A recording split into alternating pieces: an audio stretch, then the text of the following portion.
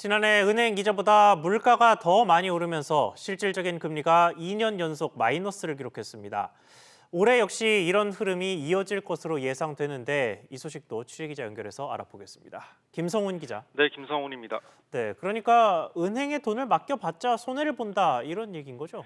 네, 지난해 은행의 저축성 수신금리에서 물가 상승률을 뺀 실질금리는 마이너스 2.33%로 집계됐습니다. 실질금리가 마이너스를 나타낸 건 지난 1996년 한국은행이 예금은행의 가중평균금리 자료를 작성한 이래 네 번째고요. 2년 연속 마이너스는 처음입니다. 마이너스 폭도 역대 가장 컸습니다. 한국은행의 긴축 기조 속에 지난해 저축성 수신금리는 연 2.77%로 2012년 이후 10년 만에 가장 높았는데요. 물가는 더 무섭게 치솟았습니다. 지난해 연간 소비자 물가 상승률은 5.1%로 외환위기 직후인 1998년 이후 24년 만에 가장 큰 상승폭을 보였습니다. 실질금리가 마이너스라는 건 은행에서 예적금을 새로 들었을 때 물가 상승분만큼도 이자를 받지 못해 실질적으로 손해를 봤다고 해석할 수 있습니다. 네, 그런데 문제는 올해도 상황이 비슷하다는 거잖아요.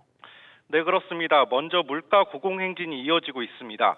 지난달 소비자 물가 상승률은 5.2%로 지난해 연말보다 더 높아졌습니다. 한은은 이달 역시 5%대의 높은 물가를 점쳤고 연내 가스 등 공공요금의 추가 인상 가능성도 높은 상황입니다.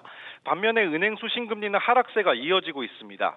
대출금리 자극을 우려한 금융당국의 금리 인상 자제 압박이 여전한 가운데 한때 5%를 웃돌던 시중은행의 정기예금 금리는 3%대까지 떨어졌습니다.